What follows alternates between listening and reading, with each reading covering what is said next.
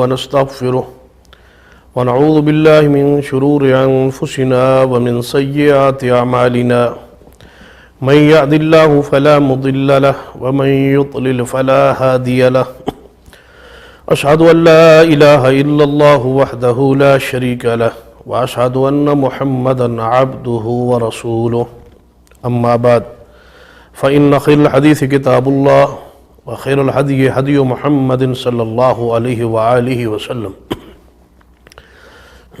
وشر الأمور محدثاتها وكل محدثة بدعة وكل بدعة ضلالة وكل ضلالة في النار أما بعد فأعوذ بالله السميع العليم من الشيطان الرجيم من حمزه ونفخه ونفثه بسم الله الرحمن الرحيم ومن يطع الله والرسول فأولئك مع الذين أنعم الله عليهم من النبيين والصديقين والشهداء والصالحين وحسن أولئك رفيقا۔ ناظرین و سامعین حضرات، اللہ تبارک و تعالیٰ نے اس کائنات میں 4 طبقات کو چن لیا ہے، پسند فرما لیا ہے، اور یہ 4 گروہ اور 4 طبقات اللہ تعالیٰ کے پاکیزہ بندے اور محبوب بندے ہیں۔ ان کے ساتھ ہمیں محبت کرنا اس قدر فرض کر دیا گیا ہے کہ نماز کی ہر رکعت میں ہم دعا کرتے ہیں، اور جب تک یہ دعا نہ ہو اس وقت تک ہماری نماز قبول ہی نہیں ہوتی، کیونکہ حدیث پاک میں ہے، رسول اللہ صلی اللہ علیہ وسلم نے فرمایا کہ جو شخص سورۃ فاتحہ نہیں پڑھتا اللہ تبارک و تعالیٰ اس کی نماز کو قبول نہیں فرماتا۔ وہ نماز ہی نہیں ہے جس میں سورۃ الفاتحہ نہیں ہے۔ اور جب آپ سورۃ فاتحہ پڑھیں گے نماز کے اندر تو لازم امر ہے کہ یہ دعا آپ ضرور کریں، صراط الذین انعمت علیہم، کہ اے اللہ جن پر تو نے انعام کیا ہے ان کا راستہ مجھے عطا فرما دے۔ اور وہ انعام یافتہ گروہ جو آیت مبارکہ پڑھی گئی ہے اس میں ان کا تعین کر دیا گیا ہے، وَمَن يُطِعِ اللَّهَ وَالرَّسُولَ فَأُولَٰئِكَ مَعَ الَّذِينَ أَنْعَمَ اللَّهُ عَلَيْهِمْ۔ جو شخص اللہ اور اس کے رسول صلی اللہ علیہ وسلم کی اطاعت کرے گا، اللہ تبارک و تعالیٰ قیامت والے دن اس بندے کو ان لوگوں کا ساتھ نصیب کرے گا جن پر اللہ نے انعام کیا ہے۔ وہ انعام یافتہ لوگ کون سے ہیں؟ النبیین، الصدیقین، الشہداء، الصالحین، سارے کے سارے انبیاء علیہم السلام، ان پر اللہ کی رحمتیں ہیں اور ان پر اللہ تعالیٰ کے انعامات ہیں۔ انبیاء علیہ السلام کے بعد الصدیقین کا نمبر آتا ہے، ان پر اللہ تبارک و تعالیٰ کی طرف سے انعامات ہیں۔ اسی طرح صدیقین کے بعد شہداء کرام، اسلام کے لیے اول تا آخر جتنے آج تک شہید ہو چکے ہیں، جو اللہ کے دین کی سربلندی کے لیے، اعلاء کلمت اللہ کے لیے اللہ کی راہ میں شہید کر دیے گئے ہیں، وہ اس آیت میں داخل ہے، وہ اللہ کی طرف سے انعام یافتہ لوگ ہیں۔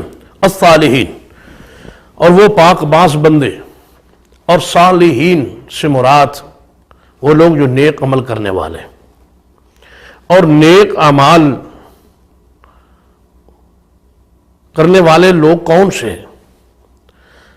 پہلی بات اس کو سمجھنے کے لیے ضروری ہے کہ ہم نیک عمل کا تصور ذہن میں رکھ لیں کہ نیک عمل کسے کہتے ہیں۔ نیک عمل وہ ہے جس میں اللہ کی رضا ہو اور محمد رسول اللہ صلی اللہ علیہ وسلم کا طریقہ ہو، جس میں یہ 2 چیزیں پائی جائیں وہ نیک عمل ہے۔ کوئی بھی عمل ہے وہ اللہ کی رضا کے لیے کیا جائے اور رسول اللہ صلی اللہ علیہ وسلم کے طریقے کے مطابق کیا جائے تو وہ عمل صالح ہے، اور ایسے اعمال کرنے والے لوگ الصالحین ہیں۔ تو الصالحین سے مراد وہ لوگ ہوئے جو اپنے اعمال اللہ کے لیے اور رسول اللہ علیہ وسلم کے طریقے کے مطابق کرتے ہیں۔ ان کا راستہ ہم مانگتے ہیں نماز کی ہر رکعت میں۔ تو قرآن پاک کی اس ترتیب سے یہ ثابت ہوتا ہے کہ نبوت کے بعد مقام جو ہے وہ صدیق کا ہوتا ہے، انبیاء کے بعد صدیقین کا مقام ہے۔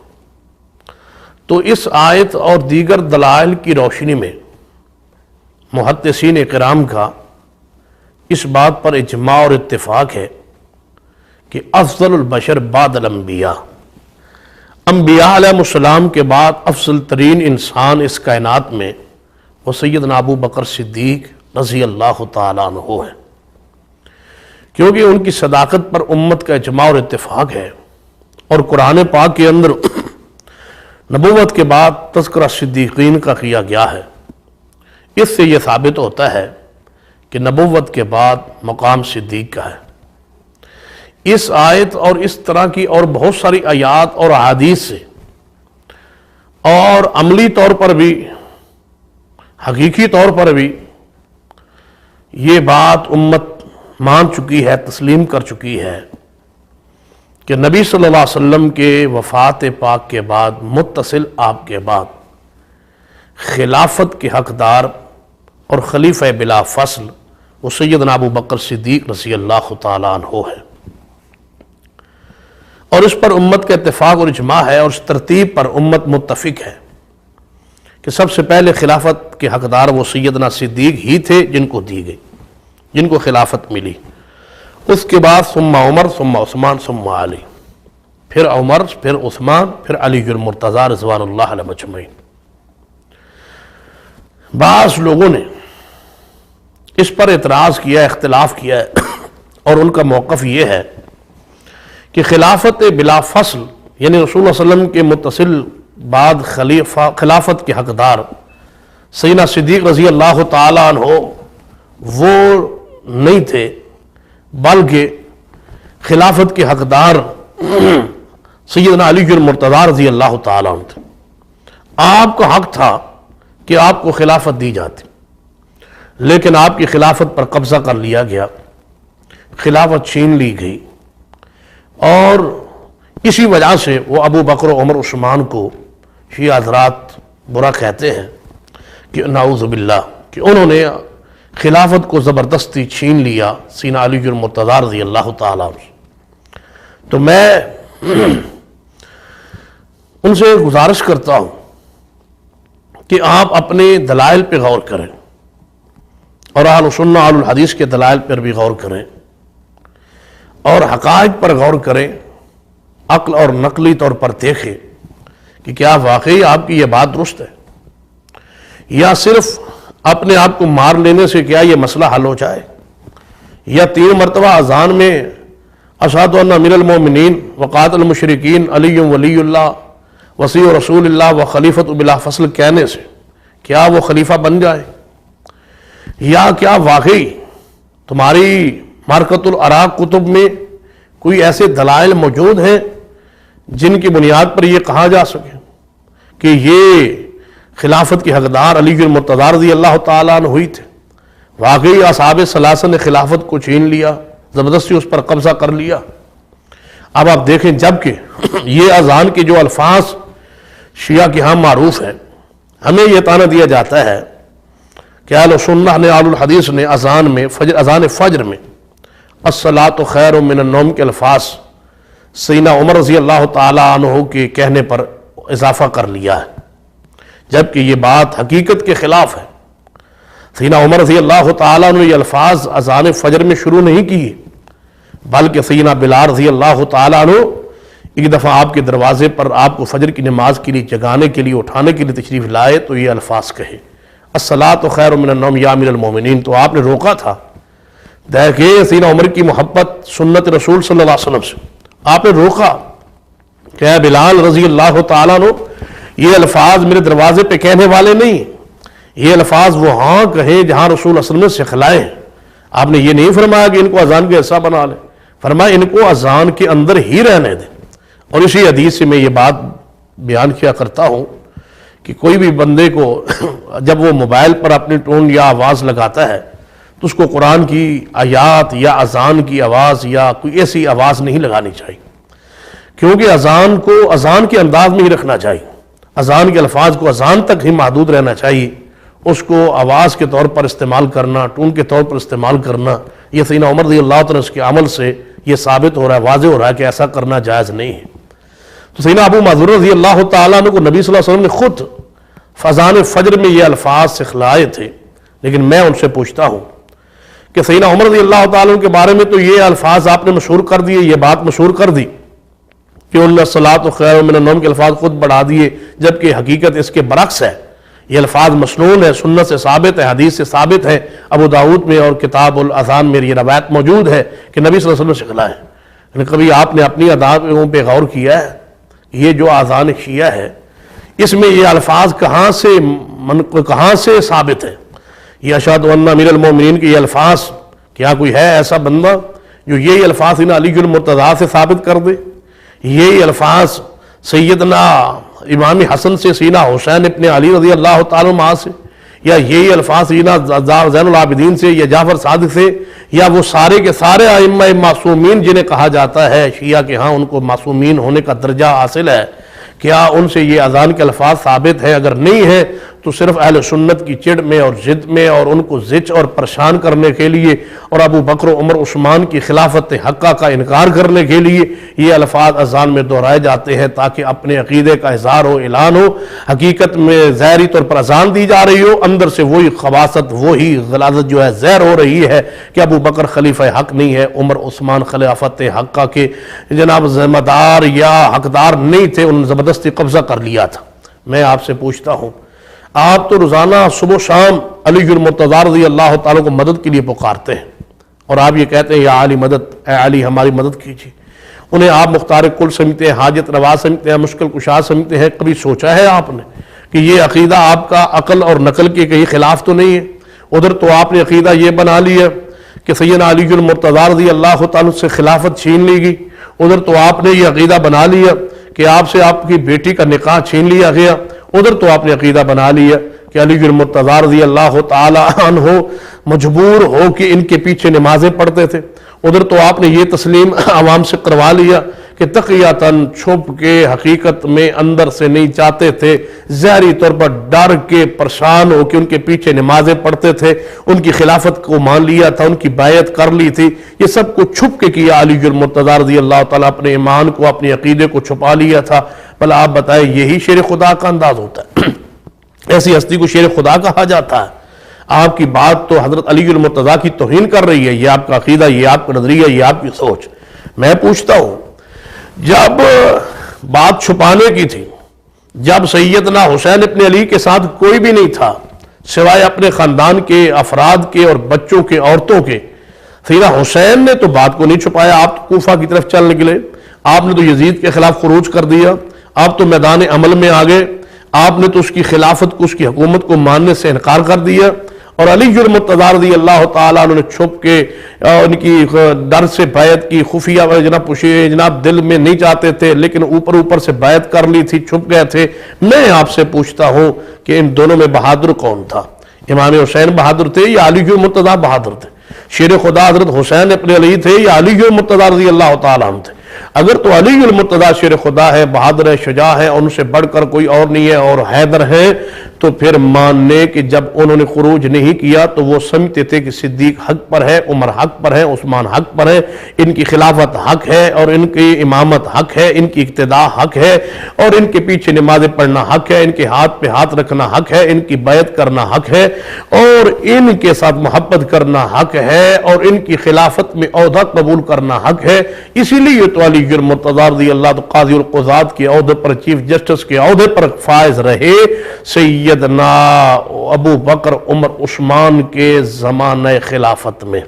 آپ حیران ہو جائیں کہ سیدنا عمر رضی اللہ تعالیٰ جب وہ شام کے سفر پر تھے تو اپنا نیب کس کو بنا کے، کبھی آپ نے سوچا ہے جس کے سے خطرہ ہو خلافت کی جناب چھین لی گئی ہو، اور جس کا خطرہ ہو کہ یہ اپوزیشن میں ہے، اندر سے ہمارے ساتھ نہیں ہے، کیا اس کو اپنا نیب بنا جاتے ہیں؟ نہیں، علی المرتضیٰ کو اپنا نیب بنا کے گئے، جب تک میں واپس نہیں آؤں گا حکم آپ کا چلے گا، حکومت آپ کی چلے گی، امیر آپ ہوں گے۔ یہ ہے حضرت عمر رضی اللہ تعالیٰ کی دل کی صفائی، طہارت اور پاکیزگی۔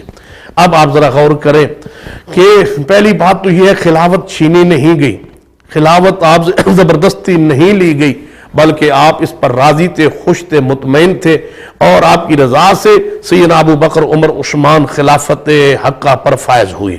ایک اور انداز سے اس پر غور کرتے ہیں۔ میں پوچھتا ہوں، اگر علی المرتضیٰ رضی اللہ تعالیٰ عنہ خلافت بلا فصل کے اس عہدے منصب پر فائز ہو جاتے تو یہ ہمارے آپ اس دور کی حکومتیں تو نہیں تھی کہ جس میں یہ بات ہو کہ 5 سال کے بعد پھر انتخابات ہوں گے، 4 سال کے بعد پھر انتخابات ہوں گے، پھر نیا جناب عوام سے اعتماد لیا جائے گا۔ یہ تو اسلامی سلطنت ہے، اسلامی حکومت ہے۔ اگر امیر المومنین سیدنا علی رضی اللہ عنہ امیر وقت بن جاتے تو پھر جب تک علی المرتضیٰ دنیا سے نہ جاتے، مقام شہادت پر فیض نہ ہوتے، تو خلافت پر آپ ہی رہتے، امیر المومنین کے منصب پر آپ ہی رہتے۔ تو سیدنا صدیق اللہ کے علم میں تھا کہ وہ سب سے پہلے سیدنا علی سے عثمان عمر سے پہلے فوت ہو جائیں گے، وہ خلافت سے رہ جاتے، عمر فاروق بھی خلافت سے رہ جاتے، سیدنا عثمان بھی خلافت سے رہ جاتے، یہ تینوں محروم رہ جاتے۔ اور وہ رسول اللہ علیہ وسلم کی حدیث کہ میرے بعد 30 سال خلافت رہے گی، وہ حدیث کیسے پوری ہوتی؟ 30 سال خلافت، چلو سیدنا علی المرتضیٰ رضی اللہ تعالیٰ عنہ پر ہی کوئی بندہ کہہ سکتا ہے کہ وہی 30 سال خلافت کر لیتے، انہی پر پوری ہو جاتی۔ تو میں آپ سے پوچھتا ہوں کہ رسول اللہ علیہ وسلم نے جو فرمایا تھا کہ 12 خلفاء تک دین غالب رہے گا، ان میں سے وہ 12 خلفاء پھر کیسے پورے ہوتے؟ سیدنا حسن رضی اللہ تعالیٰ خلیفہ صرف 6 ماہ رہے، سیدنا حسین خلیفہ بنے نہیں، زین العابدین خلیفہ بنے نہیں، سیدنا حسین بنے نہیں، امام جعفر صادق، نقی، تقی، موسیٰ، کاظم، وہ تو خلافت کے منصب پر فائز نہیں ہوئے۔ تو سیدنا صدیق، عمر، عثمان کی خلافت کو مانیں گے تو وہ 12 خلفاء پورے ہوں گے۔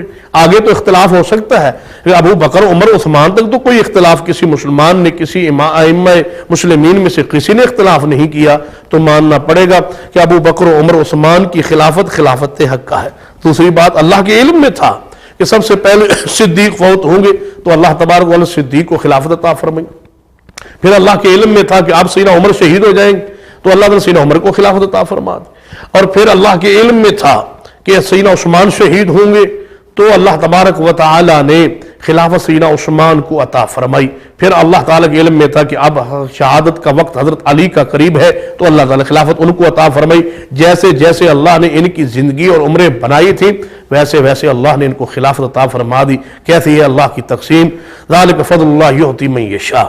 اور بعض مفسرین نے ایک بڑی عجیب انداز میں اس کو بیان کیا ہے، فرماتے ہیں رسول اللہ فرمایا خیر الناس قرن، سب سے بہترین زمانہ جو ہے میرے زمانے کے لوگ بہترین ہیں، ثم الذین یلونہم، پھر میرے کے بعد کے والے لوگ ہیں۔ فرمایا کرنی ایک زمانہ، فرمایا اب کرنی کیسے پورا ہوتا ہے؟ دیکھیں قاف، را اور نون اور یا، یہ 4 حروف کا مجموعہ ہے کرنی، اور صدیق کا قاف لیا جائے، عمر کی را لی جائے، عثمان کی آخری حرف نون لیا جائے، اور علی المرتضیٰ کا آخری حرف جو ہے یا لی جائے تو ایک قرنی بنتا ہے۔ تو رسول اللہ صلی اللہ علیہ وسلم کی زبان پاس جو جملہ نکلے والا ہے اللہ تبارک و تعالیٰ اس کو کیسے پورا فرما رہے ہیں۔ قرآن و حدیث پہ آپ غور کریں گے تو نبوت کے بعد آپ کو ہمیشہ صدیق کا ہی ذکر ملے گا۔ یہاں اس آیت مبارکہ میں بھی اللہ تبارک و تعالیٰ نے نبوت کے بعد صدیقین کا ذکر کیا ہے۔ ایک اور آیت پہ غور کرتے ہیں جو سورہ نور میں ہے، جس میں اللہ تبارک و تعالیٰ اس خلافت حقہ کے مسئلے کو بیان فرمایا ہے۔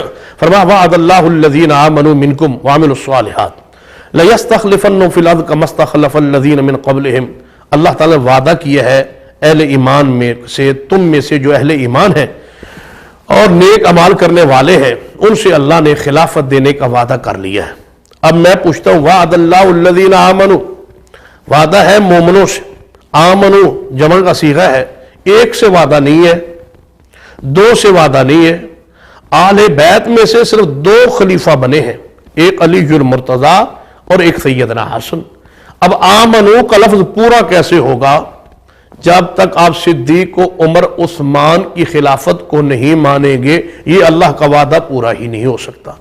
تو اللہ تبارک و تعالیٰ پر نعوذ باللہ جھوٹ کا الزام ثابت کرنا پڑے گا، نعوذ باللہ۔ ومن اصدق من اللہ قیلا، اس سے بڑھ کے تو سچا کوئی نہیں، لہذا ماننا پڑے گا قرآن سچا ہے، اللہ سچے ہے، رسول اللہ صلی اللہ علیہ وسلم حق ہے، سچے ہے، جو فرما رہے ہیں وہ حق و سچ ہے۔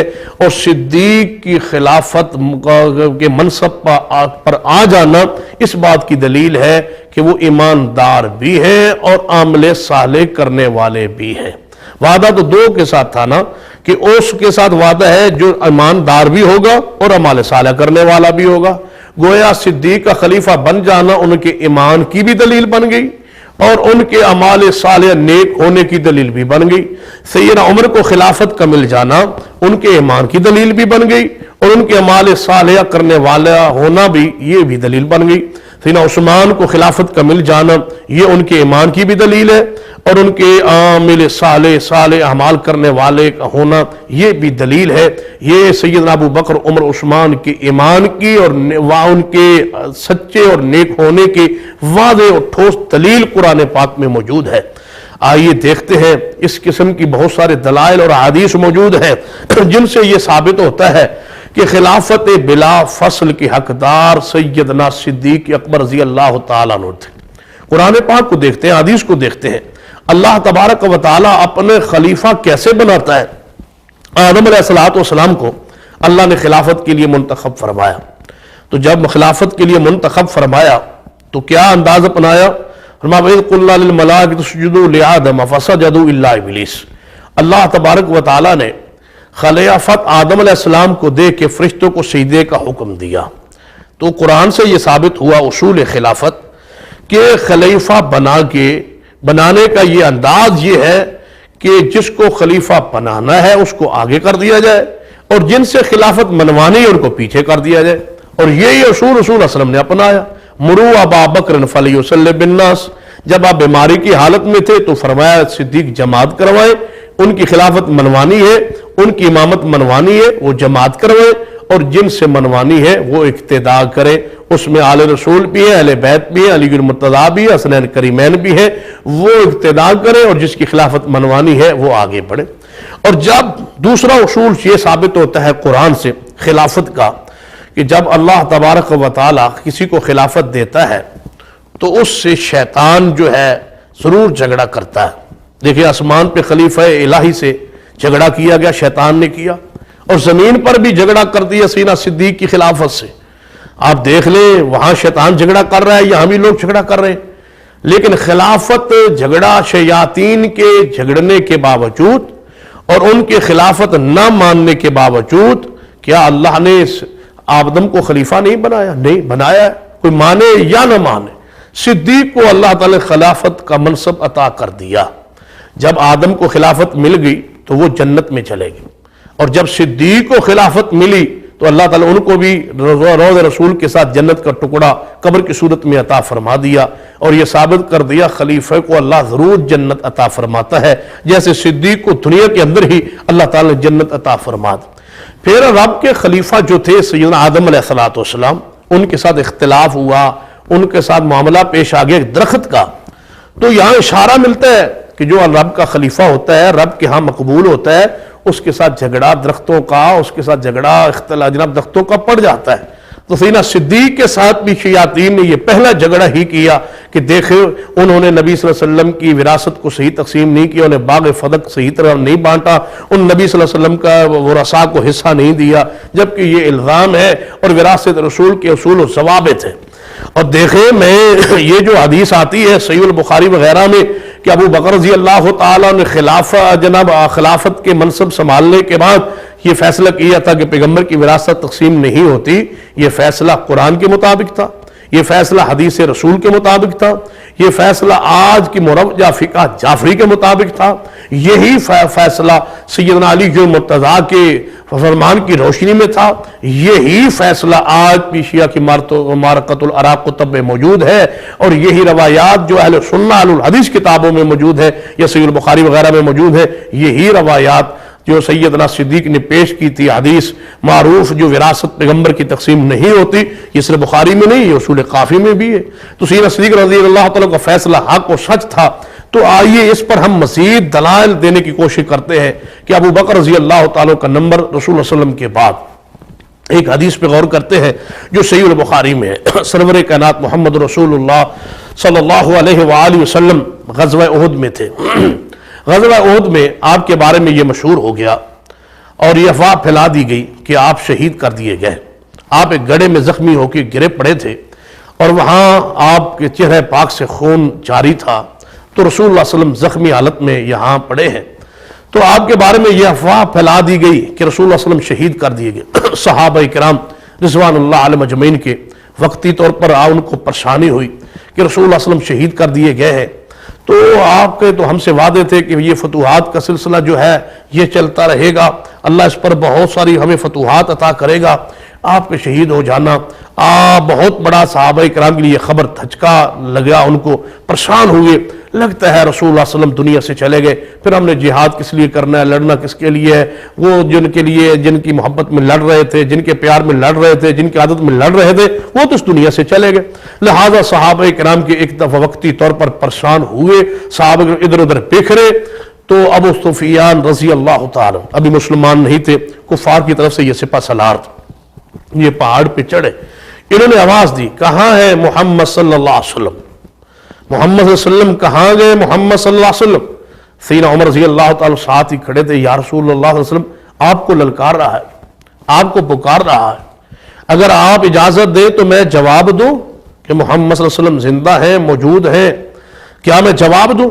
فرمایا عمر ٹھہر جاؤ، رک جاؤ، جواب ابھی نہیں دینا۔ ابو سفیان رضی اللہ تعالیٰ عنہ ابھی مسلمان نہیں ہے، یہ بات ذہن میں رکھیں، ابھی مسلمان نہیں تھے جب یہ اعلان فرما رہے تھے، اس وقت مسلمان نہیں تھے، اب تو بعد میں تو مسلمان ہو گئے، فتح مکہ کے موقع پر آپ مسلمان ہو گئے، صحابی رسول بن گئے، اس درجے میں آگے، اس مقام پہ آ گئے، لیکن یہ واحد مظلوم صحابی ہے جس کو آج بھی اہل سنہ کے بعض جاہل لوگ بھی جب ان کا نام آتا ہے تو رضی اللہ تعالیٰ کہنے کے لیے تیار نہیں ہوتے۔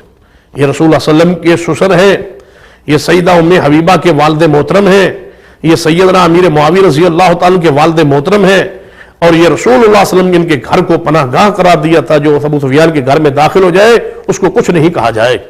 رسول اللہ صلی اللہ علیہ وسلم کی یہ قریبی رشتہ دار ہے، سسر ہے، احترام کیجیے سیدنا ابو سفیان رضی اللہ تعالیٰ عنہ۔ یہ کھڑے تھے پہاڑی پر، تو انہوں نے دوسرا اعلان کیا، کہاں گئے ابو بکر رضی اللہ تعالیٰ عنہ؟ سیدنا عمر بڑے، یا رسول اللہ اب تو ابو بکر کو للکار رہا ہے، میں جواب دوں؟ فرمایا نہیں ہے عمر، جواب نہیں دینا۔ سیدنا عمر رک گئے، تیسری مرتبہ اس نے اعلان کیا، کہاں ہے عمر رضی اللہ تعالیٰ؟ فرمایا یا رسول اللہ کیا میں آگے بڑھوں، جواب دوں؟ فرمایا نہیں ہے عمر، جواب نہیں دینا، اب یہاں رک جائے، سوچے اور غور کرے۔ ابو سفیان رضی اللہ تعالیٰ چوتھا اعلان کرتے ہیں، اولو حبل، اولو حبل، حبل غالب آ گیا، حبل جیت گیا۔ اگر محمد صلی اللہ علیہ وسلم نہیں ہے، ابو بکر نہیں ہے، عمر نہیں ہے، کیا مانا یہ تینوں شہید کر دیے گئے تو حبل غالب آ گیا، حبل زندہ باد، حبل جیت گیا، حبل کی جناب جیت ہو گئی، حبل زندہ باد، اولو حبل، اولو حبل، اولو حبل، یہ حبل جو ہے وہ غالب آ گیا، جیت گیا ہے۔ رسول اللہ صلی اللہ علیہ وسلم نے فرمایا ہے عمر آگے بڑھو اور جواب دو۔ ایک تو اس سے بات یہ ثابت ہوتی ہے کہ مومن موحد سب کچھ برداشت کر لیتا ہے، اللہ کی توحید کے بارے میں وہ کسی سے معاملہ طے نہیں کرتا، سودا نہیں کرتا، سب کچھ برداشت کر لیتا ہے مومن، اللہ کی توہین برداشت نہیں کرتا، اللہ کی تنقیص برداشت نہیں کرتا، اللہ کی صفات میں اگر کوئی تنقیص کر رہا ہو اس کو برداشت نہیں کر سکتا، اللہ کی توحید کے بارے میں اگر کوئی جملہ کس رہا ہو، اللہ تعالیٰ کے ماننے والا، اس کی خالص توحید کو جاننے اور پہچاننے والا اس پر کمپرومائز نہیں کر سکتا۔ فرماؤ اور آگے بڑھو، جواب دو، اللہ اعلیٰ و اجل، اللہ غالب ہے، اللہ غالب ہے، اللہ کی قدرت غالب ہے، اللہ کی شان غالب ہے، اللہ غالب ہے، حبل غالب نہیں ہے۔ اللہ تعالیٰ کی حکومت کا، اللہ تعالیٰ کی الوہیت کا، اللہ تعالیٰ کی جناب اللہ تعالیٰ کی شان کا نعرہ لگائے اے عمر رضی اللہ تعالیٰ۔ ایک بات تو یہ ہے کہ یہاں کوئی یا علی مدد کے نعرے لگائے گا، اگر کوئی یا رسول اللہ مدد کے نعرے لگائے گا، یہاں کوئی اگر اللہ کے پیارے کی مدد کے نعرے لگائے گا تو مومن و واحد پر ضروری ہے کہ وہ اللہ یا اعلی مدد کے نعرے لگائے، اللہ اکبر کے نعرہ لگائے، اللہ بڑا ہے، اس سے بڑا کوئی نہیں ہے، وہ قادر مطلق ہے، حی القیوم ہے، اور وہی مشکل کشا، وہی حاجت روا ہے، وہ مختار کل ہے۔ اور آج کل یہ شرکیہ جملے، یہ شرکیہ نعرے بازی جو ہمارے ملک میں رواج پا چکی ہے، یہ قرآن کے خلاف ہے، یہ حدیث کے خلاف ہے۔ قرآن کو پڑھے، حدیث کو پڑھے، یہ انبیاء اولیاء کرام کی یہ شان و مقام نہیں ہے، ان کے مقام کو پہچانے، رسول اللہ صلی اللہ علیہ وسلم کے مقام کو پہچانے، اصحاب رسول کے مقام کو پہچانے، اولیاء کرام کے مقام کو پہچانے۔ دوسری بات پہ غور کریں، ابو سفیان رضی اللہ تعالیٰ عنہ نے جب یہ اعلان کیا، کہاں گئے محمد صلی اللہ علیہ وسلم، کہاں گئے ابو بکر؟ کس نے بتایا تھا ابو سفیان کو کہ محمد صلی اللہ علیہ وسلم کے بعد ابو بکر کا نام آتا ہے؟ اس وقت کے کفار بھی جانتے تھے، کیا یہ بات واضح نہیں ہو رہی کہ اس وقت کے کفار بھی جانتے تھے کہ محمد صلی اللہ علیہ وسلم کے بعد کون ہے؟ ابو بکر ہے، ان کے بعد کون ہے؟ ثم عمر، پھر عمر رضی اللہ تعالیٰ عنہ۔ فرمایا کہاں ہے ابو بکر، کہاں ہے عمر؟ کافر بھی جانتے تھے محمد رسول اللہ کے بعد درجہ صدیق ہے، اور صدیق کے بعد عمر، سیدنا عمر رضی اللہ تعالیٰ عنہ۔ اور رک کے ذرا ایک اور بات پہ غور کریں، کیا بڑی پیاری بات اور عجیب نکتہ ہے اس میں کہ اب اگر نبی صلی اللہ علیہ وسلم نہیں رہے، سیدنا ابو بکر عمر نہیں رہے، تو حبل زندہ باد کیا ہے کہ غیر اللہ کی عبادت ہوگی جہاں صدیق و عمر نہیں ہوں گے۔ اگر صدیق عمر نہیں ہے تو غیر اللہ کی عبادت ہوگی، اللہ کی خالص عبادت نہیں ہوگی۔ اور آج تک یہ بات طے شدہ ہے، جس کے دل میں صدیق عمر کی خالص محبت نہیں ہے وہ غیر اللہ کا پجاری آج بھی ہے، اور یہ قیامت تک رہے گا۔ اسی کے دل میں عقیدہ توحید آ سکتا ہے جس کے دل میں صدیق بھی ہو، عمر بھی ہو۔ جہاں صدیق نہیں ہے، عمر نہیں ہے، وہاں حبل ہے۔ جہاں صدیق عمر نہیں ہے وہاں گھوڑے کی پوجا ہے، جہاں صدیق عمر نہیں ہے وہاں درختوں کی پوجا ہے، جہاں صدیق عمر نہیں ہے وہاں مٹی کی پوجا ہے، جہاں صدیق عمر نہیں ہے وہاں غازی عباس کے پنجے کی پوجا ہے، جہاں صدیق عمر نہیں ہے وہاں درباروں کی پوجا ہے، قبروں کی پوجا ہے، چادروں کی پوجا ہے، درختوں کی پوجا ہے، جھاڑیوں کی پوجا ہے، امام زامن کی پوجا ہے، کڑوں کی پوجا ہے، اور جناب درختوں کی پوجا ہے، اور چھلوں اور مدریوں کی اور انگوٹھیوں کی پوجا ہے، لوہے کی پوجا ہے، مٹیوں کی پوجا ہے، حتیٰ کہ پرانی ہانڈیوں کی پوجا ہے اور جوتیوں کی پوجا ہے۔ جہاں صدیق کو عمر نہیں ہے وہاں عقیدہ توحید نہیں آ سکتا۔ یہ ایک طے شدہ بات۔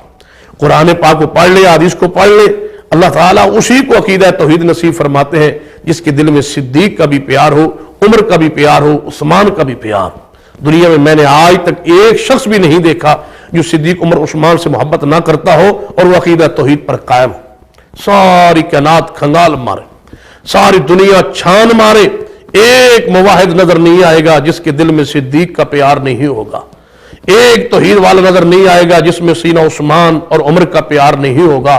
یہ سارے قبروں کی پوجا اور یہ درختوں اور پتھروں کی پوجا وہی لوگ کرتے ہیں جن کو اللہ تعالیٰ جن کے دلوں سے صحابہ اکرام کی محبت کو چھین لیتا ہے۔ اور یہ سیدنا ابو سفیان رضی اللہ عنہ نے اس وقت ہی بتا دیا تھا کہ ابو بکر عمر نہیں ہے تو اولو حبل، حبل زندہ باد ہے، پھر حبل کی حکومت ہے، پھر حبل کی عبادت ہے۔ عبادت رب کی تب ہوگی جب صدیق ہوگا، جب عمر ہوگا، کیونکہ سیدنا عمر رضی اللہ صدیق کا یہ ایسا مضبوط عقیدہ تھا۔ دیکھ لیں سیدنا صدیق رضی اللہ تعالیٰ عنہ نے ایک دفعہ مٹھائی کھا لی غلام کے دینے پر، کچھ دیر بعد پتا چلا کہ یہ تو نجومی، پہلے زمانہ جاہلیت میں نجومی ہوتا تھا، اس وقت کی یہ مٹھائی اس کو ملی ہے، شرینی ملی ہے، تو آپ نے اپنی انگلی منہ میں ڈال کے قید کر دی اور وہ غیر اللہ کی نیاز منہ سے نکال دی، پیٹ سے نکال دی۔ یہ غیرت تھی صدیق رضی اللہ تعالیٰ۔ جہاں صدیق ہوگا وہاں غیر کی پوجا نہیں ہوگی۔ سیدنا عمر رضی اللہ تعالیٰ تھے جو حجر اسود کے سامنے کھڑے اور فرما رہے تھے، اے حجر اسود تو ایک پتھر ہے، نفع و نقصان کا تو مالک نہیں ہے، میں یہ جانتا ہوں، میں بوسہ اس لیے دے رہا ہوں کہ میں نے محمد رسول اللہ صلی اللہ علیہ وسلم کو بوسہ دیتے ہوئے دیکھا ہے۔ یہ عقیدہ سیدنا عمر رضی اللہ تعالیٰ، یہی منہج، یہی انداز ہے۔ دیکھیں اس لیے تو رسول اللہ صلی اللہ علیہ وسلم کو سیدنا علی المرتضیٰ رضی اللہ عنہ فرمایا تھا، اے علی جاؤ کوئی اونچی قبر نہ رہنے دو۔ علی المرتضیٰ سے قبروں کو، جناب بلند جو قبریں تھے، پکی پختہ قبریں تھیں، ان کو توڑوایا اور بتوں کو توڑوایا اور ان کو زمین کے برابر کیا، اس لیے کہ علی المرتضیٰ رضی اللہ تعالیٰ کے ہاتھ سے یہ کام ہو جائے تو دنیا مانے کہ علی المرتضیٰ خود قبروں کو ڈھانے والے، گرانے والے اور ان کو سنت کے مطابق بنانے والے تھے، وہ قبروں کے پجاری تو نہیں تھے۔ یہی اہل بیت کا منہج اور عقیدہ تھا۔ تو میری بات پہ آپ ذرا اس انداز سے غور کریں کہ ابو سفیان رضی اللہ تعالیٰ کی اس روایت سے یہ ثابت ہوتا ہے کہ اس وقت کے کفار یہ مانتے تھے کہ نبوت کے بعد مقام کس کا ہے؟ صدیق رضی اللہ تعالیٰ۔ اور یہ روایت صحیح البخاری کے ایک اور انداز سے صحیح البخاری میں موجود ہے، اس پہ غور کریں کہ سیدنا عمر رضی اللہ تعالیٰ نے وفات پا چکے ہیں، شہادت پا چکے ہیں، آپ کو روضہ رسول میں دفن کیا جا رہا ہے، حجر مصطفیٰ میں دفن ہو رہے ہیں۔ اس روایت کے راوی سیدنا عبداللہ ابن عباس رضی اللہ تعالیٰ عنہما ہے۔ وہ فرماتے ہیں میں سیدنا ابو بکر عمر رضی اللہ تعالیٰ ان کے قبر پر ان کو جب دفن کیا جا رہا تھا میں پاس کھڑا تھا، تو میں کیا دیکھتا ہوں، میں کیا سنتا ہوں کہ میرے پیچھے کوئی شخص ہے اور وہ کہہ رہا ہے اے عمر مجھے یقین تھا کہ آپ یہیں دفن ہوں گے۔ اللہ اکبر، مجھے یقین تھا کہ آپ یہیں دفن ہوں گے۔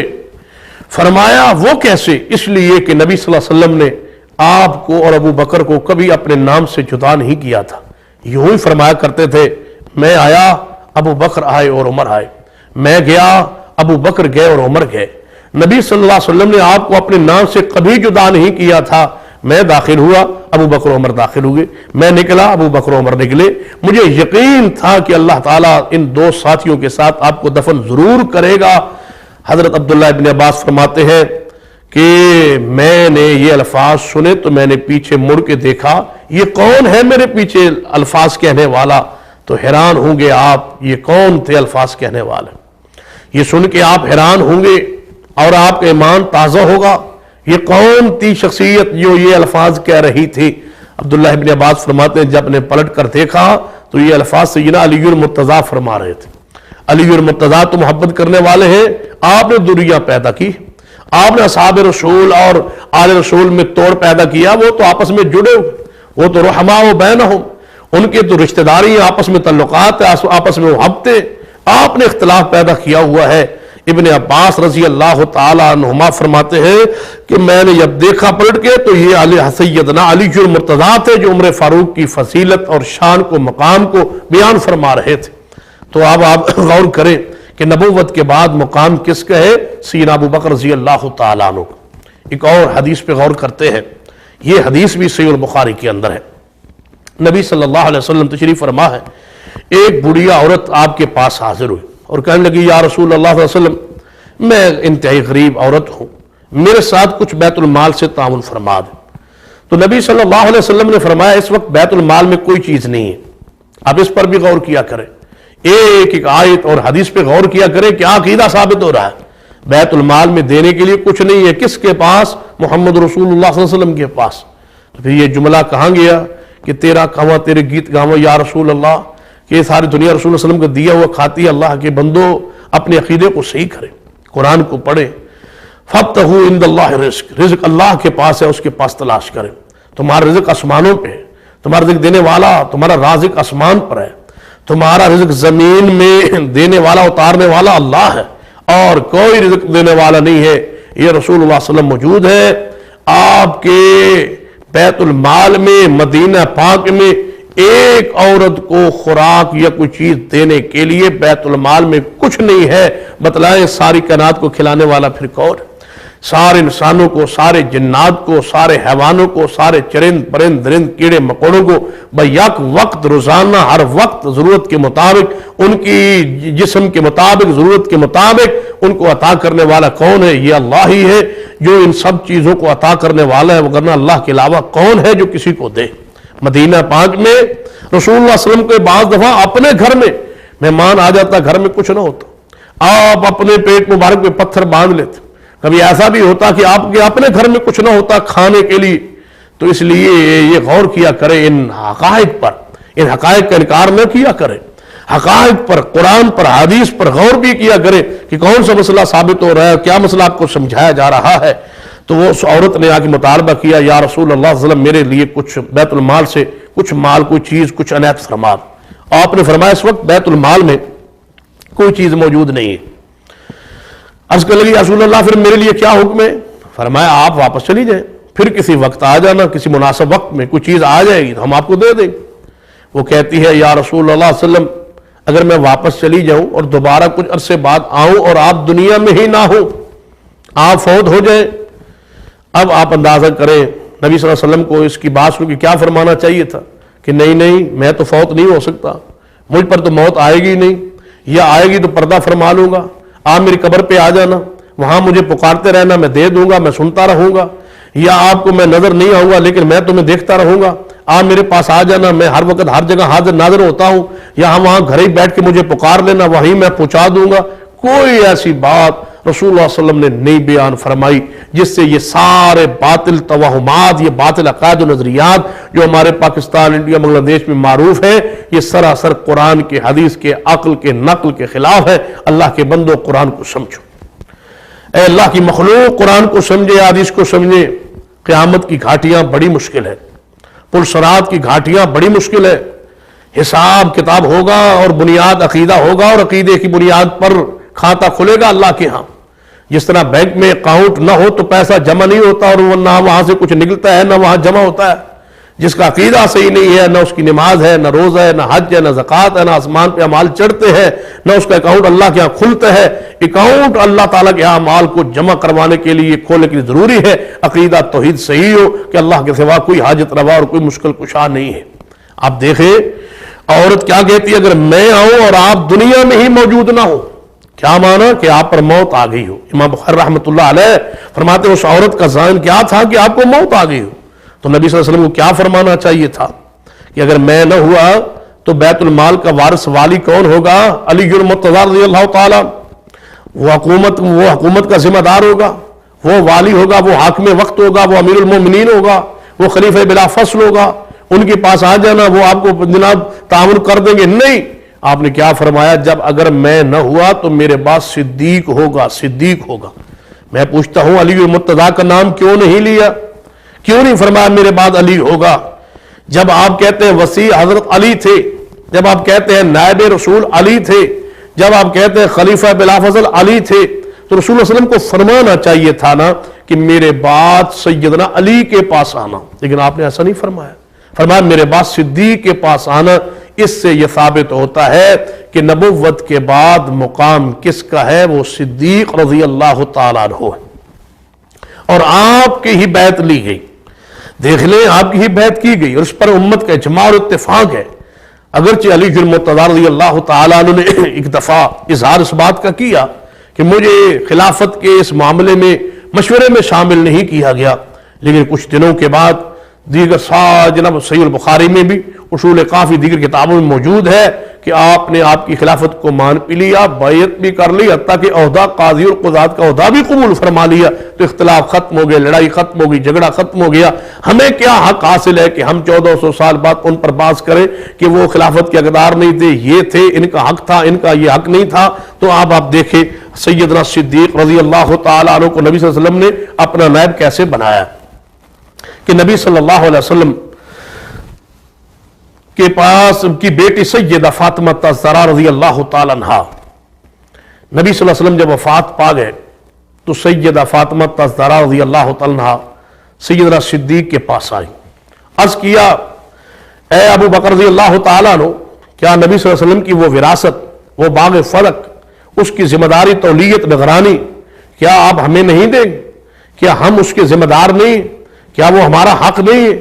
تو سیدنا صدیق نے فرمایا اے فاطمہ الزہرا، انبیاء جو ہوتے ہیں ان کی وراثت نہیں ہوتی، آگے جناب وراثت چلتی نہیں، ان کا جتنا چھوڑا ہوا مال ہوتا ہے وہ صدقہ ہوتا ہے۔ یہ روایت صحیح البخاری میں بھی ہے، یہ روایت اصول کافی میں بھی ہے۔ صدیق اکبر رضی اللہ تعالیٰ نے جو فیصلہ کیا ہے، سیدہ فاطمہ سن کے خاموش ہو کے واپس چلی۔ آپ نے خاموشی کا اظہار کیا، آپ نے خاموشی اختیار کی، آپ نے کوئی جھگڑا یا اختلاف اس کے بعد نہیں کیا، اس کے بعد اس بارے میں کوئی کلام نہیں کیا، اس کے بعد اس کے پر کوئی اعتراض نہیں کیا۔ سیدہ فاطمہ الزہرا نے اس فیصلے کو مان لیا۔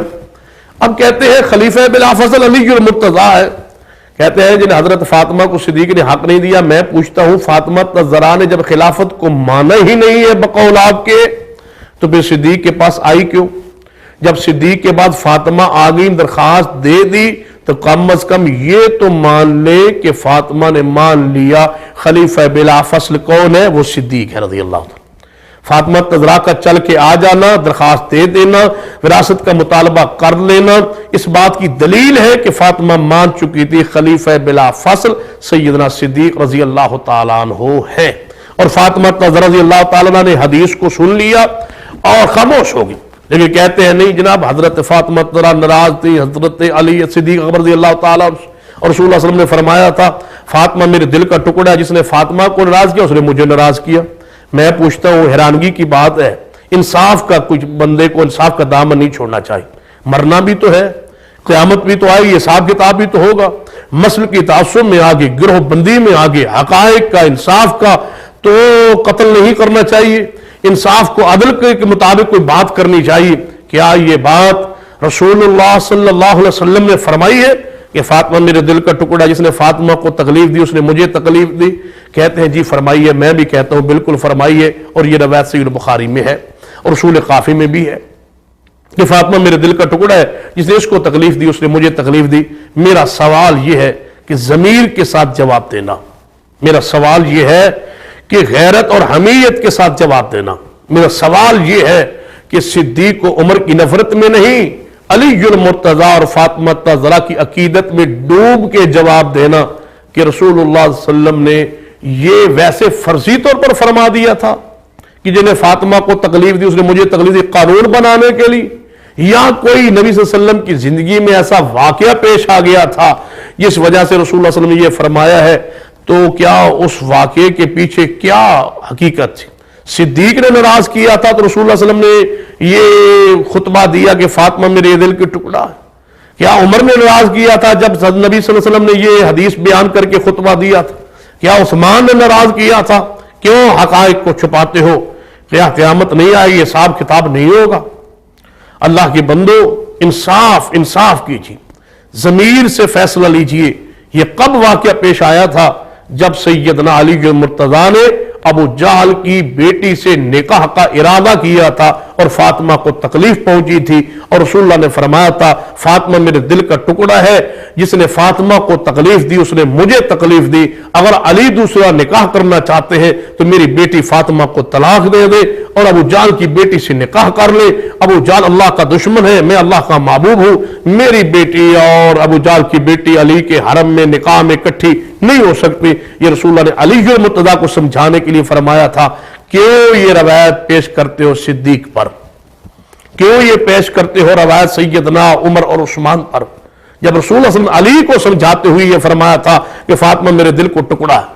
علی مرتضیٰ نے دل دکھایا تھا, فاطمہ الزہرا کا دکھ ہوا تھا, تکلیف پہنچی تھی, دوسرے نکاح کا ارادہ کیا تھا, پھر معذرت کی تھی, پھر اپنے فیصلے سے فیصلہ واپس لے لیا تھا, رسول اللہ صلی اللہ علیہ وسلم سے معذرت کر لی تھی, فاطمہ کو راضی کر لیا تھا.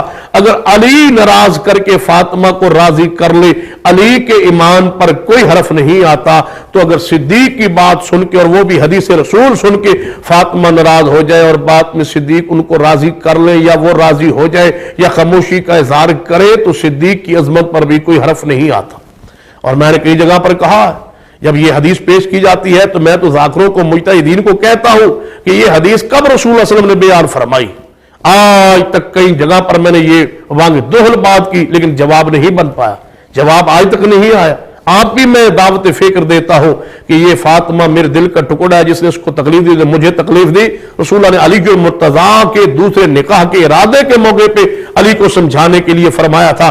علی نے ناراض کیا تھا فاطمہ الزہرا کو, صدیق نے کبھی ناراض نہیں کیا سیدہ فاطمہ الزہرا رضی اللہ تعالی عنہا کو. یہ بات اپنے ذہن میں بٹھا لے اور اپنے دل کو, دماغ کو صاف کر لے اصحاب رسول کے بارے میں, اور مانے کہ خلافت صدیق پر فاطمہ الزہرا نے باغ فدق کا مطالبہ کر کے مہر لگا دی. اور یہ باغ فدق کی جو فیصلہ جو ہوا ہے یہ قرآن کے مطابق ہوا ہے, حدیث کے مطابق ہوا ہے, سنت کے مطابق ہوا ہے. آپ کہیں گے قرآن میں تو آتا ہے یوصیکم اللہ فی اولادکم للذکر مثل حظ الانثیین, تو میں یہ کہوں گا کہ قرآن کا یہ حکم عام ہے, حدیث سے اس سے استثناء کر دیا گیا ہے کہ رسول اللہ صلی اللہ علیہ وسلم کی وراثت جو ہے وہ تقسیم نہیں ہوتی. یہ خاص نبوت ہے, یہ خاص رسول ہے, اس حدیث سے ہم اس کو مستثنیٰ کریں گے. جس طرح قرآن میں آتا ہے مردار حرام ہے, حدیث سے ہم مچھلی کو حلال کرتے ہیں. جس طرح قرآن پاک میں آتا ہے کہ جمعہ ہر مومن پر ضروری ہے, یا ایھا الذین آمنوا اذا نودی للصلاۃ من یوم الجمعہ فاسعوا الی ذکر اللہ وذروا البیع, اور ہم عورتوں کو, بچوں کو, غلاموں کو, بیماروں کو, مسافروں کو جمعے کی فرضیت سے مستثنیٰ کرتے ہیں حدیث کی روشنی میں. اسی طرح قرآن کہتا ہے اولاد کی وراثت دو, لیکن حدیث کہتی ہے پیغمبروں کی وراثت تقسیم نہیں ہوتی. تو یہ حدیث سے فاطمہ الزہرا اور آل رسول مستثنیٰ ہوں گے حدیث سے کہ ان کو وراثت تقسیم نہیں ہوگی. میں پوچھتا ہوں, نبوت کے نبی صلی اللہ علیہ وسلم کے جانے کے بعد آپ کی 9 ازواج رسول جو ہے, 9 بیوی آپ جو ہیں وہ بیوہ ہوئی. فاطمہ الزہرا اور حضرت علی المرتضیٰ نے کون سا کاروبار کیا رسول اللہ صلی اللہ علیہ وسلم کے جانے کے بعد؟ علی المرتضیٰ رضی اللہ تعالیٰ عنہ کے گھر کے معاملات کیسے چلتے رہے، ازواج رسول کے معاملات کیسے چلتے رہے. کون کہتا ہے کہ حصہ نہیں دیا گیا؟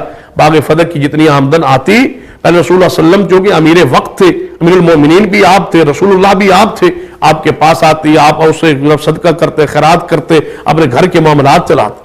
ایسے ہی وہ امت مسلمہ کے نام وہ ساری معاملات ہبہ ہو گیا. رسول اللہ صلی اللہ علیہ وسلم جتنے باغ فتح سے آمدن آتی آپ اس کو بیت المال میں جمع کر لیتے، اور آل رسول کی، ازواج رسول کی جتنے اخراجات معاملات اہل بیت کے، آل علی کے ذرا کے ہوتے، وہ پورے کے پورے اخراجات اہل جناب بیت المال سے چلے جاتے تھے، وقف کرتے تھے صحابہ کرام. تو ماننا پڑے گا جیسے رسول اللہ باغ فتح کو تقسیم کرتے تھے، ایسے ہی بحیثیت امیر المومنین صدیق کو عمر عثمان تقسیم کرتے رہے، کھاتے رہے. آل رسول کو حصہ جاتا رہا ہے، صرف تولیت اور نگرانی حکومت کے وقت کے پاس آئی، ان کے اخراجات اسی طرح چلتے رہے جس طرح محمد رسول اللہ صلی اللہ علیہ وسلم کے زمانے میں چلا کرتے تھے. تو ماننا پڑے گا کہ نبوت کے بعد مقام کس کا ہے؟ سیدنا ابو بکر رضی اللہ تعالیٰ عنہ. ایک اور حدیث پہ غور کرتے ہیں جو صحیح البخاری میں، رسول اللہ صلی اللہ علیہ وسلم بیماری کی حالت میں کفیت میں ہے، اور اس بیماری کی اتنی شدت ہے کہ مسجد جا نہیں سکتے. تو آپ نے کئی مرتبہ کوشش کی کہ میں اٹھوں اور مسجد میں جاؤں اور صحابہ کرام کو جماعت کرواؤں، لیکن نبی علیہ الصلوۃ والسلام نے باوجود 3 مرتبہ کوشش کرنے کے، اپنے اوپر پانی ڈلوانے کے، نہ اٹھ پائے. تو آپ نے فرمایا عائشہ جی یا رسول اللہ صلی اللہ علیہ وسلم مروا ابا بکر فلیصلی بالناس، ابو بکر صدیق کو بھیج دو کہ وہ جماعت کریں، انہیں پیغام دو، انہیں حکم دو کہ وہ جماعت کروائیں، انہیں بھیجو کہ وہ جماعت کروائیں. اب میں پوچھتا ہوں، یہ امامت کا مسئلہ ہے، یہ جماعت کا مسئلہ ہے، مصلی رسول پہ آنے کا مسئلہ ہے، اور شیعہ کے ہاں بھی اور اہل سنت کے ہاں بھی امامت کا حقدار وہ ہوتا ہے جو سب سے زیادہ علم والا ہو. میں پوچھتا ہوں، شیعہ کی کتابیں یہی کہتی ہیں مروا ابا بکر فلیصلی بالناس، یا تو اس طرح کا اختلاف ہونا کہ شیعہ کی کتابیں کہ مروا علی فلیصلی بالناس، اور رسول اللہ صلی اللہ علیہ وسلم کی حدیث ہماری کتابوں میں ہو مروا ابا بکر. پھر تو اختلاف ہو سکتا ہے کہ آپ کی کتابیں صدیق کا نام لیتی ہیں، ہماری کتابیں علی کا نام لیتی ہیں.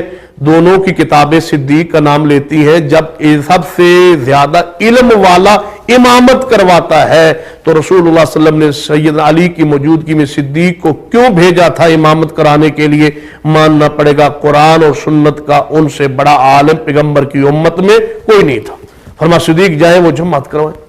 اب اگر سیدہ عائشہ رضی اللہ تعالیٰ عنہ حکومت کی ان کو نعوذ باللہ لالچ ہوتی، ہرس ہوتی، تباہ ہوتا، تو آپ فرماتی اللہ کا شکر ہے میرے ابو جی کا نام آ گیا ہے، ان کو امامت مل جائے گی، خلافت مل جائے گی. نہیں، فوری سنا، پریشان ہوئی. خلافت ملنے سے، امامت ملنے سے، منصب ملنے سے وہ پریشان ہوئی. کہا یا رسول اللہ صلی اللہ علیہ وسلم کسی اور کو کہہ دے، میرا باپ انتہائی رقیق القلب ہے، انتہائی نرم دل ہے، وہ آپ کے مسلح پہ کھڑا نہیں ہو سکیں، کسی اور کو کہہ دو. فرما مروا ابا بکر فلیصلی بالناس، ابو بکر کو کہو جماعت کریں.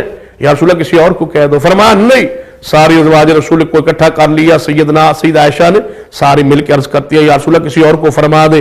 فرمایا نہ تقرار کرو مصر کی عورتوں کی طرف، صدیق کے علاوہ اللہ انکار کرتا ہے، مومن انکار کرتے ہیں، میرے مسلح پہ سوائے صدیق کے اور کوئی نہیں آ سکتا. صدیق کو کہو جماعت کروائے. ابو بکر رضی اللہ تعالی مصلی امامت پہ آئے. میں پوچھتا ہوں، حسن موجود تھے، حسین موجود تھے، علی المرتضیٰ موجود تھے، سیدنا ابو ذر موجود تھے، سلمان موجود تھے، سارے صحابہ موجود ہیں، لیکن امامت کے حقدار صدیق کو رسول اللہ نے ٹھہرایا. کوئی ہے مائی کلال جو انکار کرے کہ یہ بات درست نہیں، کہ یہ بات حقیقت نہیں ہے، کہ یہ بات کتابوں میں موجود نہیں؟ اور اگر کتابوں میں موجود ہے تو پھر مانے کہ خلافت کا حقدار سیدنا صدیق ہی تھے. رسول اللہ صلی اللہ علیہ وسلم کی مصلی پہ صدیق آگے، جماعت شروع ہو گئی. اللہ کی رحمت دیکھو، 3 مرتبہ کوشش کی، نہ اٹھ پائے. اب جب صدیق اکبر رضی اللہ عنہ جماعت کروانے لگ گئے تو اللہ تعالیٰ نے اپنے نبی کو آرام دے دیا. نبی صلی اللہ علیہ وسلم اٹھے، سیدنا علی اور عباس آپ کے پاس ہی بیٹھے تھے. اگر یہاں آج علی عباس جماعت کے پیچھے نماز نہ پڑھتے، صدیق کے پیچھے نماز نہ پڑھتے، انہوں نے کہنا تھا دیکھو نا باقی تو پیچھے چلے گئے تھے، یہ 3 افضل تھے، حضرت عباس تھے، علی اور نبی پاک، انہوں نے نماز نہیں پڑھی علی صدیق کے پیچھے، لہذا صدیق اکبر رضی اللہ تعالیٰ عنہ اگر یہ چاہتے ہوتے علی پاک کا حق ان کو خلیفہ مانا ان پر لازم ہوتا تو سیدنا علی بھی جاتے. نبی صلی اللہ علیہ وسلم کی رحمت اور عظمت اور شان دے کے، اللہ کی قدرت دے کے اللہ نے اپنے محبوب کو آرام دے دی. نبی صلی اللہ علیہ وسلم اٹھے، فرمایا ہے عباس جی یا رسول، اے علی، جی یا رسول مجھے سہارا دو، چلو رل کے مل کے چلتے ہیں مسجد نبوی کی طرف۔ اب علی عباس کے کندھوں پہ رسول اللہ نے اپنے ہاتھوں کو رکھا اور مسجد نبوی کی طرف چل دیے۔ اما جی عائشہ رضی اللہ عنہا فرماتی ہے میں دیکھ رہی تھی رسول اللہ علیہ وسلم کے پاؤں کے نشانات لکیر بنتی جا رہی تھی، اتنی نقاد اور کمزوری تھی۔ آپ مسجد نبوی میں داخل ہوئے، صحابہ کرام نے کھنگورے مارے تاکہ صدیق کو پتہ چل جائے رسول اللہ علیہ وسلم تشریف لائے۔ جو رسول اللہ علیہ وسلم کے آنے کی آمد کی اطلاع ہوئی، صدیق کو اپنے پیچھے ہٹنا چاہا۔ فرمایا ابو بکر ای مکان اپنی جگہ پہ کھڑے رہو، یہ مصلی میرا نہیں، یہ مکان میرا نہیں، یہ جگہ میری نہیں، آپ کی بن گئی۔ اے علی عباس جاؤ صفوں میں شامل ہو جاؤ، صدیق کے پیچھے شامل ہو جاؤ۔ رسول اللہ صلی اللہ علیہ وسلم اپنے ہاتھوں سے اپنے سامنے صدیق کے پیچھے علی اور عباس کو شامل کر رہے ہیں صف کے اندر، تو ماننا پڑے گا کہ صدیق امام بن گئے، علی عباس مقتدی بن گئے۔ یہاں واضح ہو گیا یہ صدیق ہی ہے افضل البشر بعد الانبیاء، انبیاء میں سے کے بعد سب سے افضل ترین انسان ابو بکر رضی اللہ تعالیٰ عنہ۔ یہاں لوگ کہتے ہیں کہ نبی صلی اللہ علیہ وسلم کاغذ قلم منگواتے رہے، صحیح البخاری وغیرہ میں آتا ہے، اس حدیث پر بعض لوگ اعتراض کرتے ہیں کہ نبی صلی اللہ علیہ وسلم کاغذ قلم منگواتے رہے کہ آپ نے لکھوانا چاہتے تھے علی پاک کی خلافت۔ میں کہتا ہوں جھوٹ بولتے ہیں لوگ، نبی پاک صلی اللہ علیہ وسلم حضرت صدیق کی خلافت لکھوانا چاہتے ہیں۔ اس بخاری میں یہ حدیث ہے، اس بخاری میں یہ دوسری حدیث بھی موجود ہے کہ آپ نے فرمایا عائشہ جی یا رسول اللہ اپنے بھائی عبد الرحمن بن ابی بکر کو بلاؤ۔ یا رسول اللہ کیوں؟ فرمایا اپنے بھائی عبد الرحمن کو کاغذ قلم لے آئے، میں چاہتا ہوں میرے چاہنے جانے کے بعد کوئی چاہت نہ کرے، کوئی حرص کرنے والا حرص نہ کرے، میرا جی چاہتا ہے میں ابو بکر کی خلافت امامت لکھوا دوں۔ پھر آپ نے فرمایا عائشہ رہنے دو، مجھے امید ہے میرے جانے کے بعد صدیق کے علاوہ اللہ کے پسند ہی نہیں کرے گا، انکار کر دے گا، نہ مومن انکار کر دیں گے، اللہ بھی انکار کر دے گا، مومن بھی انکار کر دیں گے، لہٰذا اللہ نے انکار کر دیا، مومن نے انکار کر دیا کہ محمد رسول اللہ صلی اللہ علیہ وسلم کے بعد خلافت کے حقدار صدیق اکبر رضی اللہ تعالیٰ عنہ ہی تھے۔ میں پوچھتا ہوں جب کاغذ قلم منگواتے رہے وہاں علی المرتضیٰ بھی تو موجود تھے، خلافت علی کی لکھوانی ہے، کہتے ہیں ابو بکر عمر کاغذ نہیں لائے، قلم نہیں لائے۔ میں پوچھتا ہوں خلافت علی کی لکھوانی ہے، کاغذ قلم انہوں نے لانا تھا، کاغذ قلم سیدنا علی لاتے، لہذا ماننا پڑے گا کہ جو بات سیدنا عمر نے کہی اس پر سیدنا علی بھی راضی تھے۔ ہمیں اللہ کی کتاب کافی ہے، جو لکھا ہوا ہمیں مل گیا ہے وہ کافی ہے، جو آج تک ہمیں مل چکا ہے وہ کافی ہے۔ آپ فرما چکے تھے کہ لکھوانے کی ضرورت نہیں ہے، میرے بعد مومن اور اللہ انکار کر دے گا، ابو بکر ہی خلیفہ بنے گا۔ تو یہ ایک بات میں آپ کو سمجھانا چاہتا تھا کہ خلافت بلا فصل کے حقدار سیدنا صدیق تھے، نبوت کے بعد مقام صدیق کا ہے، اور صدیق کے بعد عمر، عمر کے بعد عثمان، پھر علی المرتضیٰ۔ یہ ترتیب جس طرح ثابت ہے یہ ترتیب ہی حق ہے، اس پر محدثین کا اتفاق ہے۔ اللہ سے دعا ہے اللہ تعالیٰ ہمیں ان اصحاب رسول سے، آل رسول سے محبت نصیب فرمائے اور ہمارا عشر ان لوگوں کے ساتھ کر دے، قیامت والے دن ہمیں ان لوگ قدموں سے اٹھنے کی سعادت نصیب کر دے۔ اقول قولی ھذا واستغفر اللہ لی ولکم ولسائر المسلمین وآخر دعوایا الحمدللہ رب العالمین۔ هي الحلقات تحفظني بآيات من القرآن، هي الحلقات تملأني بحب المصطفى العدنان، هي الحلقات تحفظني بآيات